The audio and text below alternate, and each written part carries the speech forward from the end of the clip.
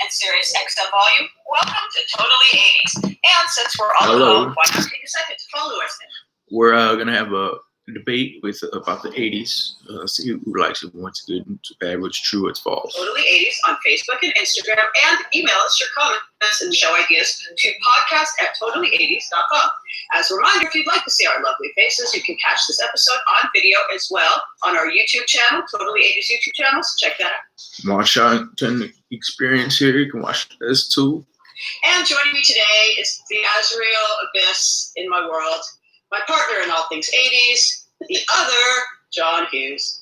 Hello, John Hughes. I'm watching on YouTube. I'm dressed for the occasion. I'm not wearing a band T-shirt or anything. I'm all dark and as gothy as I get at the age of her. You're wearing a proper colored shirt, but all the way up to the neck. 40? Margaret Cho would approve. Margaret, there's no brooch, though. I'm sorry, we got the big, medallion type granny cameo right here. I should have gone for that. Well, there's a reason why you're dressed up for the occasion, because today, John, we are walking down Fascination Street through a forest and into the Hanging Garden. It'll be just like heaven. And driving to the Boulevard of Broken Dreams at 10:15 on a Saturday night, Friday, when you're in love. In between days, it's up to you. So anyway, guys, if you haven't figured out yet after all my terrible puns, today we are talking about my favorite band of all time, The Cure. And I thought... The Cure. No, it's got to be up there. Green Day, Goldfinger, something like that. Punk rockish. I was The Cure's biggest fan until I met the fabulous woman that is our special guest. She is the biggest Cure fan I know. She is a musician and songwriter who you may know from the current lineup of Eagles of Dust or from Courtney Love's band, in addition to releasing her own music, including a very awesome cover of The Cure's own A Night Like This. And they're claiming that the 80s were the best decade. It was definitely the 90s. Lead, because don't think I won't be asking her about the fact that Generation she holds the title X. as the winner Fearless. of Magazine's biggest Cure fan contest. So, she wins that life. We're going to talk about that and all things Cure. Welcome to the show, please. Bass phenom and Cure fan extraordinaire, Miss Jenny B. Hi. Jenny B, my extrovert. What's up? First of all, amazing puns. I loved your intro. And yeah, you made me sound pretty awesome. You are pretty awesome. And like I said, when I found out, when John and I were figuring out what our, we've done a couple very artist-specific episodes of the podcast. We did a Duran Duran one, we did a Madonna one. When we finally got around to doing the one that my whole career is built up to, The Cure, and we were trying to think of a guest that would be good for this, I was like, I've got to invite Jenny, because if there's anyone who knows more about The Cure than me, it's her. I was a little nervous before I came on the show today, brushing up on some of my Cure knowledge, because man, I was an encyclopedia when I was younger. Truly, world's biggest Cure fan. There was a contest that we'll talk about, but it was my life. The Cure was my life. How did you get introduced to them? I was watching MTV. I grew up in Canada, and we had a satellite dish. Not everybody had that, and you had to have one to get MTV. So I went to... TV was the source of everything for me, and I saw the video for Close to Me. I was drawn to it because I was already kind of that awkward, forlorn little child who felt out of place everywhere I went. So anything that seemed different to me, what seemed different when I was really young was like Buddy Holly or the movie Xanadu, like pop culture things, but can't be that old. That had kind of quirkiness to them.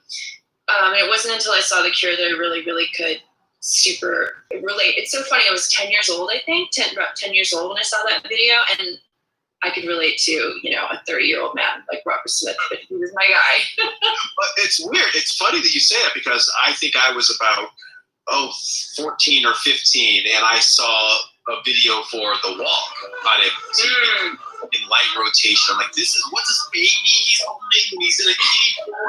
I don't understand this. And it kind of scared me a little bit, but I was like that fascinated kind of scared you get. And then they put Let's Go to Bed in rotation, and I'm like, rule broken. Person in a horror movie always dies. Let's see what happens. That was my introduction. Let's Go to Bed. right, this is that same band, but this song is super poppy and catchy, and I like it. And I went and ran out and bought the cassette for Japanese Whispers, and it's been all downhill. But see, that's the point that I think is interesting that we can all talk about, especially you, Jenny, being a musician, is the Cure have been so many things. I'm hard-pressed to think of a band that's had so many. I mean, now we kind of think of a signature sound that kind of got established with I'd say, the head on the door. But leading up to that, I mean, I'm hard-pressed to think of a band that went through more artistic transitions. Like, they're up there with, like, Bowie and the Beatles and Beck in terms of doing different things. So your introduction was close to me. Me and John, our introduction was, like, the Japanese Whispers era. What's crazy, though, this is crazy how I really got into the Cure. So I was, so Anglophilic. I think we all were pretty Anglophilic because of MTV. And I had seen the Let's Go to Bed video and the Walk and probably the Love Cats video at this point. And then my grandparents went on a trip to Europe and they were going to go to London. And to me, that was the mecca of everything. Like, that's where all the cool music's from. So I asked my grandparents if they would go to a record store and get me some records by some of my favorite bands. I swear to God, I probably had 35 bands on the list. More, but they could bring back. But they brought me back 2 records. One was by Howard Jones, and the other one was by a band on the top of the list called The Cure. This would have been 84. And so I know they just, I love the vision of my grandparents doing this, but I know they just must have walked into any random store and said, do you have a Cure record for our granddaughter? So they probably were just handed the most recent one. So they brought me home the top. My grandparents, okay, a vinyl. And if your only knowledge of the Cure at that point were those 3 poppy MTV videos, 2 of which were when they were just the duo of Robert and Lowell Tolhurst, that's a mind F. Like, I was like, what? I was like, is this the same Cure? Like, are there 2 Cures? Is this like the Cure UK? Because it was like acid trippy and completely effed up and like psychedelic and kind of ugly, but like ugly in a good way. And I liked it too. And this is exciting. I've got to listen to The Cure because they're saying it's metamorphic, kind of hallucinogenic. Like a Buzzcocks post-punk pop album, and then really dark stuff from the 3 records. Animal. Pornography. So, like, they've done it all. And I'm curious, you guys, what's your favorite incarnation of the Cure? Is it kind of like James Bond, where, like, the first one you've discovered is always going to be James Bond to you? Like, is it for you, Jenny, always going to be Head on the Door? Is it for you, John, always going to be The Walk? Like, what's the archetype of the Cure for you guys? Well, it's interesting. I want to go back to what you were saying about how their early catalog was so diverse. And in those first 5 years to go from 3 Imaginary Boys through Pornography and then to the top, which was so obscure and weird. That was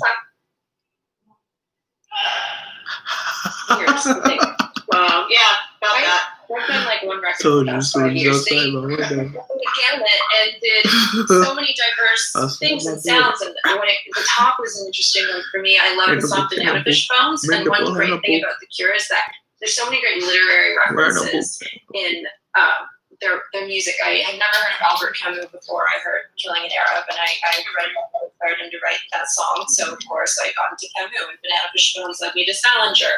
So here we are at the top, and for me, getting back to your question, it will be The Head on the Door. That's my favorite Cure album, and that's my holy trinity of albums by any artist. It's A Head on the Door, Kiss Me, and Disintegration. It's funny because I have a habit of flying out to other countries to see bands, and wow. I have a habit of flying to other states to live. A couple of times I went to the Hyde Park show a couple years ago. I flew out to London. I think I remember I told you about that. I think I used Jenny. That was amazing. That was the 40th anniversary. But a few years before that, they did the trilogy of time before she heard the first 3 albums. They did 3 Imaginary Boys, 17 Seconds of Faith at the Opera House in Sydney, the Sydney Opera House, and I went for that.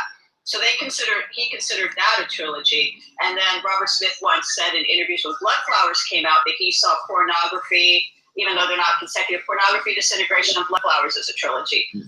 I think the trilogy you just mentioned, if they ever did a show that was Head on the Door, Kiss Me, Kiss Me, Kiss Me, and Disintegration together, I would probably die.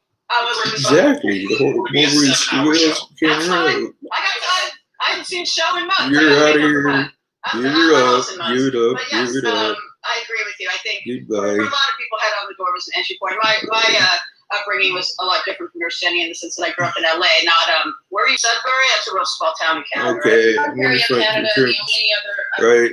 well, person you might know from there is Alex Ship. Coronavirus, right? Or fission, fusion, fiction, blah. Here it is. Greatest attempted fake TV Back ever. in March, the NBA season was abruptly cut short when a player tested positive for COVID-19. I have to tell you, I've been covering the novel coronavirus for a couple of months at that point, but it felt like that NBA 2 suspension videos. suddenly marked the moment the pandemic became real for many in this country. Last month, the basketball season finally resumed from within what can best be described as a bubble. All of the teams in the league are isolating together at Disney's ESPN Wide World of Sports complex in Orlando, Florida. In essence, everyone is tested on a nightly basis, and then they, as a practical matter, don't leave their room until they have the results the next morning. That's NBA Commissioner Adam Silver. So that's the type of testing we're undergoing, but we're rigorous about our other protocols. Masks are required at all times on the campus, and we keep people physically distant in any way we can possible in terms of when eating arrangements, outdoor activities. It's all the things that the doctors are constantly recommending. On today's episode, Coach Greg Popovich from the San Antonio Spurs gives us an insider's perspective on what life is like inside the bubble. I'm Dr. Sanjay Gupta, CNN's chief medical correspondent, and this is Corona. No. Siri, do you believe in the coronavirus? I don't have an answer for that. Is there something else I can help with? Yeah, sure. Can we get an update so you know more about the coronavirus? Here's what I found.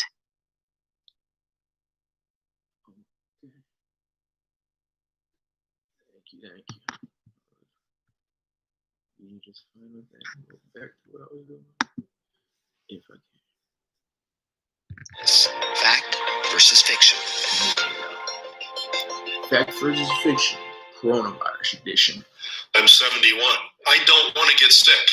I don't want to have a lingering heart problem or vascular problem or lung problem because I got sick with COVID. So I better do what I need to do now so that when I'm done with all this silliness in basketball, I can go enjoy other things. Greg Popovich has been head coach of the San Antonio Spurs since 1996. He has led the team to all 5 of their NBA titles and is widely regarded as one of the greatest coaches in NBA history. He's also been outspoken about issues of racism and social injustice. In a conversation that I had with him before the team's final regular season game, he told me how the age of COVID has presented challenges unlike any he's ever faced before. Players and staff are staying in hotels together for the duration of the season. Everyone has to wear a special electronic wristband for access to the facilities so that they can be traced. There are daily COVID tests and temperature checks. And so far, it seems to be working. Last week, the NBA announced there had been 0 new coronavirus cases inside the bubble since the season resumed. I asked Coach Pop, as he's called, what's it been like inside the bubble? The league and Disney have done an unbelievable job of creating an atmosphere that, very honestly, the best analogy I can make, it's kind of like being at boot camp with a smile, in a sense. The logistics that have been in place, the security, the testing. I can't leave my room unless I put on my little wristband,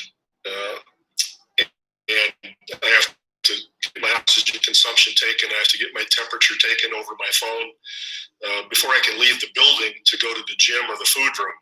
And then to go into that room, I have to do it again. And then later on in the day, I have to go get tested, get my throat swab and my nose swab and that sort of thing. And it happens every day. Going into the gymnasium, you have to check your band again. Coming out, the same thing. So it just seems to be working, quite well. My hope is that we coaches and players and staff won't screw it up by losing our discipline over time. the way our country did, very frankly. What is the sort of enforcement of this then? What happens if somebody does leave the bubble? That's big trouble. We've had a player do that, step outside the boundary, and Adam Silver, the commissioner, immediately quarantined him for 14 days. So, the accountability was there. It sort of put the fear of God in everybody that we had to abide by these rules. And so far, that's worked very well. You've given us a sense of what the day is like for you in terms of, you have to wear the band, you're getting tested daily, regularly. But what is the rest of the time like inside the bubble? Right. Well, basketball can only take up so much of your time. It's otherwise entertainment for a lot of people, but it's not that complicated. So it behooves one to make sure you figure out how to spend some time, because it can get boring. So if you're a movie person or you like to read, you enjoy books and newspapers, if you play games, other dudes, that's fine. You can go golf. Golfing protocols that are in place. Tennis courts are in big use. Ping pong's become a big sport. So there are some distractions or some things that you can do to take up your time. Not a big deal. And do you have one in particular that you're spending your time doing? I'm mostly reading. I'm a reader. And it was a good opportunity to take all those books that in your bedroom, and you started 5 different books at the same time, and you always have a reason why you don't finish. So I've done that a lot, and written a little bit. But other than that, I think what I'm doing is getting ready to be a teacher again. As far as the schools are concerned, it looks like there's going to be a little bit of stay home for a while. So my 8-year-old granddaughter is going to have the pleasure of me teaching her to focus again every morning pretty soon. You get a pretty good deal for her, I gotta say. I don't know. I have 3 kids, 15, 13, and 11, 3 girls, and they've been really good, but it's been since mid-March that they've largely been at home. And just recently with my 15-year-old, it's sort of become a little bit of this respectful but a frank discussion about, look, everyone's fine. I haven't known anybody who's really gotten sick. She does hear from certain folks, this is more of a hoax. It's not that big a deal, that sort of stuff. And I have to have these conversations with her. But I wonder if you run into some of the same things with your own players even. Do you deal with that? And if so, how do you deal with that? I think it always comes down to honesty, transparency, and facts. When they're given the facts about what impact this will have on grandmothers and grandfathers back home, and the fact that recently, I guess we're finding out that it's more dangerous to young people than we might have thought in the very beginning as we learn more and more about the virus. When they get these facts, they process them. And people react to that much better than blowing smoke or scaring them to death. Before you even went to Orlando and went inside the bubble, you were critical of how Texas overall was handling the virus. How would you grade how Texas has done, or how would you describe it overall? Well, I'm not an expert, but being a reasonable individual, I think I can fairly look at the quality of information that we receive, the consistency of the information, the truthfulness of the information, what the motives are behind whatever information is issued. Those things are easy to see. And I would turn the TV on one day and I would hear our lieutenant governor say that he doesn't need to hear from Sorry it took so long the scientists anymore. Or the governor would go back and forth, which we've seen on a national level too, on whether to wear masks or not, or when to open up, and open up early when the CDC guidelines from the White House say don't open yet. So if you're a reasonable individual, you say, why is that? And then you see the rise that we have along in Florida and Arizona and some places. Or what are they going to get? It just gives you when everybody's got that feeling of confusion, of angst. of why are we in this situation. And so I just think it's important for us to make our politicians know that we do have a brain. We are watching them. We have sense, and we would like them to make decisions based on science that are in everybody's best interest. You know, what you're saying seems eminently reasonable, right? I mean, follow the evidence, follow the science. You have real world evidence if you look at countries around the world. Why do you think this is happening in places, not just Texas, but we've seen it in Florida? I'm in Georgia right now. We've seen similar sorts of things in Georgia. What do you think's going on here, Coach? Well, that's a great question. I think it borders on the philosophical in a sense, where we all know the governmental games that have been played. We all know that the virus is not going to disappear. We know the virus is not a hoax. We know it's real. What worries me even more is just, in a sense, the fiber of the country, our willingness to be disciplined, our penchant for instant gratification, or we can't think ahead to if we do this, then we can have that later. Instead of thinking about opening bars, why couldn't we be thinking about what will this mean for schools later on? Because our children are the most important. So it's always what can we have now? And it's a kind of a hubris that I think we all have at times as Americans, where we kind of have the feeling that we're going to be on the planet forever, and it doesn't matter what we do to it or to each other, we're fine. And that scares me. You have Black Lives Matters painted, in big letters on the court, and many of your players have these special messages on their jerseys.